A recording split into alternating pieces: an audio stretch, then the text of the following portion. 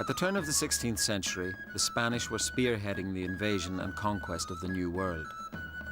By 1519, they controlled Cuba and started to explore the great lands to the west. The man destined to lead that conquest was Hernan Cortes. Cortes himself, as an individual, was looking for glory, was looking for riches, was looking for lands to bring back to the Spanish monarch. When he sailed to Mexico, it was with the understanding that there were great wealthy lands out there. He was looking for gold. As Cortes and his fleet sailed west, they came to a shoreline of low sand dunes, offering no shelter, no safe harbor. Traveling north up the Gulf of Mexico, they eventually spotted a promontory with a small bay to leeward, providing the shelter they sought. This is the base from which he would launch the conquest of Mexico. Cortes named the spot Villarica, Town of Riches, and started to unload his ships. One of his company, a man named Bernal Diaz, recorded for posterity the momentous events that unfolded in the land of Mexico. Around 1568, some 50 years later, Diaz, by then an old man, set pen to paper to produce his personal account of the destruction of the Aztec Empire.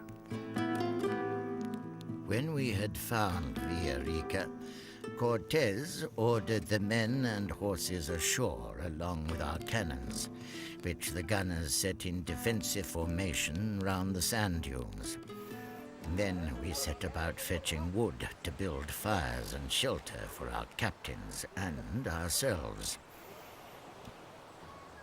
Next day, many Indians had arrived, and Cortes decided to put on a show for them.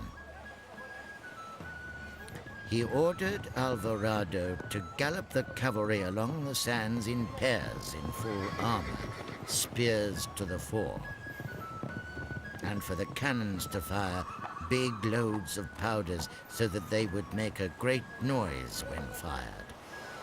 The Indians, called Sempoalans and Totonacans, were greatly afraid. The Sempoalans, the Totonacans, knew that Cortes and his men were strange people. They were people unlike themselves. For one, they rode on deer as tall as houses. They covered themselves in iron, something that none of the Meso Americans had. But then the local ruler of Zempoala came to see him and started talking about the awful conditions as a subject, as a vassal of Moctezuma, how much the people in the provinces hated their Aztec overlords. The Zempoalan governor talked about the other people within the empire who equally despised Moctezuma.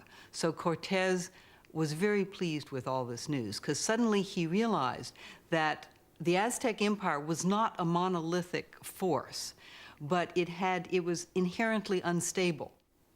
That if he could work one part against the other, he could fragment this empire. And that's when he realized he could conquer it. The local Indians thought we might be their serpent god returned from the sea and begged us to protect them from the Aztec Empire.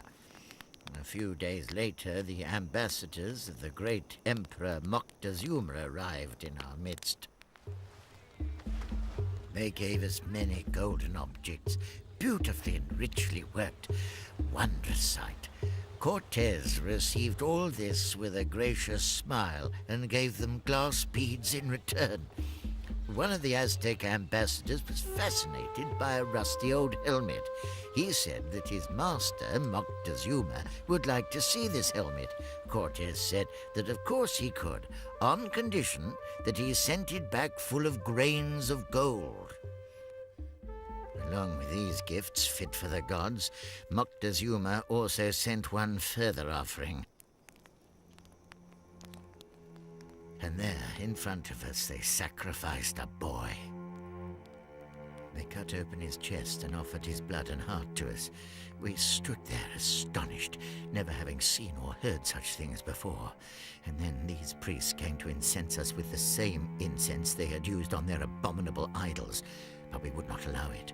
We were all too upset by the sight of the boy and too indignant at their cruelty.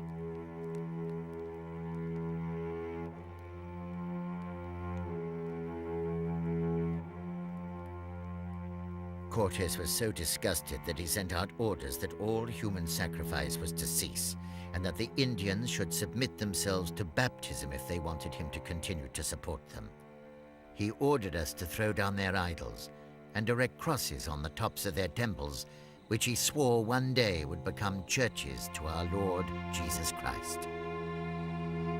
The conquest of Mexico henceforth portrayed itself as a crusade to wipe out idolatry and human sacrifice. But both Spanish and Aztecs soon recognized similarities in their religious beliefs.